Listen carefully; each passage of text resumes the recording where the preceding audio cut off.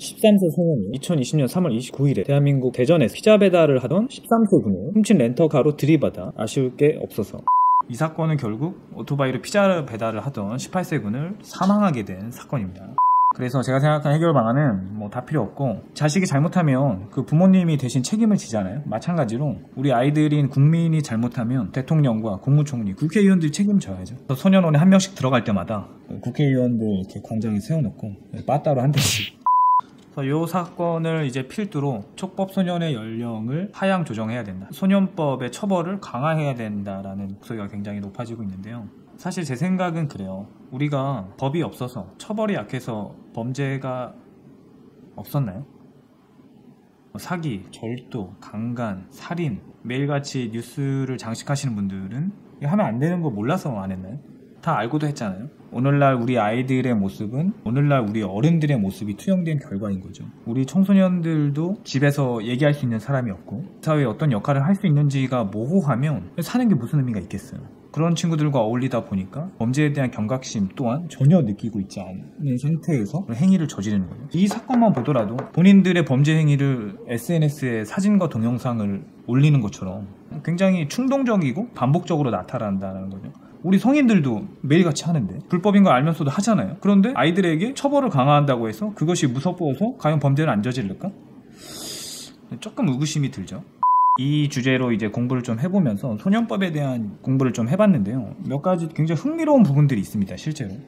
소년법이라고 하면 이제 만 10세에서 14세 사이에 이제 청소년들이 반사회성 행위를 저질렀을 때 이제 처벌하는 것인데요. 보호처분이라는 말 때문에 가해자들이 뭔가 보호된다라는 느낌을 좀 받는 것 같은데, 사실 이거 내용을 좀 뜯어보면 절대 그렇지 않습니다. 보호처분이라는 말은 이제 단순히 가해소년을 보호한다는 의미가 아니라 소년에 대한 보호? 처분을 한다는 것이죠. 그러니까 가해소년의 어떤 교육, 교화 등이 이루어지는 게 타실이지만 일면에는 사회를 또 보호하는 측면도 있다는 것이죠. 소년법에 명시된 보호처분 1호부터 10호까지의 명령을 보면 6호부터 10호까지의 5가지 처분은 시설에 들어가서 강제로 수용됩니다. 내 신체의 자유를 제한당하는 거죠. 성인들의 징역형과 다르지 않습니다. 심지어 그 처분을 당하고 특정 기간 이내에 재범을 할 경우에는 2년까지도 시설에서 수용돼야 된다는 점에서 오히려 성인 범죄를 다루는 것보다 더 엄격하게 다루는 부분이 있는 것 같아요. 이 소년법은 집행유예나 벌금형이 없습니다. 청소년 범죄의 대부분은 어떤 뭐 절도나 폭행인데, 이거를 성인 범죄랑 똑같이 다루게 되면 오히려 벌금형이나 집행유예가 나올 수 있거든요. 그 말은 즉슨 부모가 돈이 있으면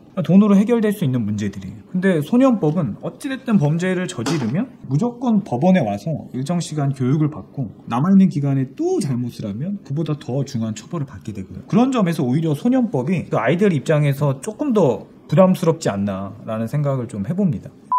우리가 재판하는 것은 이제 과거에 일어난 일들에 대한 어떤 책임을 묻는 과정인데, 소년법 같은 경우는 그것뿐만이 아니라 가해자와 피해자가 나중에 사회에 나와서 올바른 역할을 할 수 있도록 교육하고 교화하는 데도 일조하고 있어요. 그런 점에서 일반 성인범을 다루는 것과는 차이가 있다고 봅니다. 그래서 오히려 지금에 있는 소년법이 아이들에게 있어서 더 적합한 법이 아닌가라는 생각이 들고요. 단순히 뭐 처벌을 강화해야 된다 혹은 뭐 성인범죄처럼 다뤄야 된다라는 부분에 있어서는 조금 더 생각해 볼 필요가 있다고 봅니다.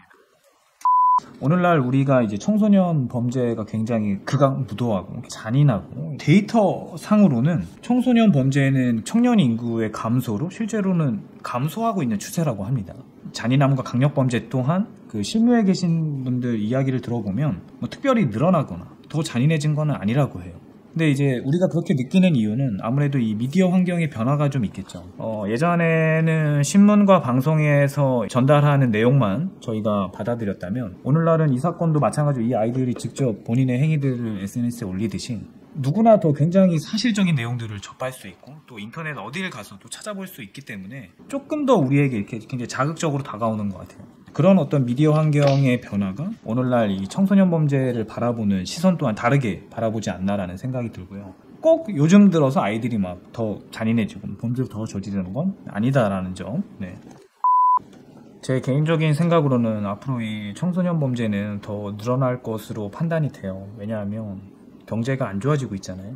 과거에 먹고 살만할 때도 범죄가 늘상 있어 왔는데 오늘날처럼 우리 성인들도 더더욱 먹고 살기 힘든 환경에 지금 직면해 있는데, 과연 아이들이 이런 어른들의 모습을 보고 과연 얼마나 이 사회에 꿈과 희망을 가질까라는 의문을 가집니다. 저 또한 먹고 살기 벅찬데 그 아이들에게 너도 나중에 이렇게 살아야 된다라는 그것들을 암묵적으로 이렇게 보여준다 그러면 더더욱 이 아이들이 이 사회에 희망을 갖지 않지 않을까, 더 범죄에 빠지기 쉽지 않을까라는 환경을 제공하는 것이 아닌가라는 생각이 들고요. 앞서 말씀드린 것처럼 오늘날 우리 아이들의 모습은 오늘날 우리 어른들의 모습이 투영된 결과입니다. 윗물이 맑아 아랫물이 맑다고. 어른들도 매번 똑같이 뭐 치고받고 싸우고 뭐 사기치고 때리고 하는데 그걸 본 아이들이 똑같이 하는 게 뭐 그게 이상한가요? 뭐 당연한 결과 아닐까요? 단순히 어떤 처벌이나 혹은 처벌 연령을 낮추는 것은 뭐 궁극적인 해결 방안이 되지 않고요. 우리 어른들 먼저 본보기가 된다면 그런 모습들을 우리 어른들부터 보여주는 게 가장 첫 번째라고 보고요. 아까 농담처럼 얘기했지만 약간 진심이 좀 섞여 있어요. 우리 소년원에 한 명씩 들어갈 때마다 대통령, 국무총리, 국회의원들 이제 빠따 한 대씩 맞으면 오히려 그분들이 더 이 사회에 이 아이들이 잘 자랄 수 있게끔 더 열심히 일하지 않을까라는 생각을 좀 해봅니다. 여기까지고 우리 혹시 PD님 질문 있으신가요? 여기까지 뭐.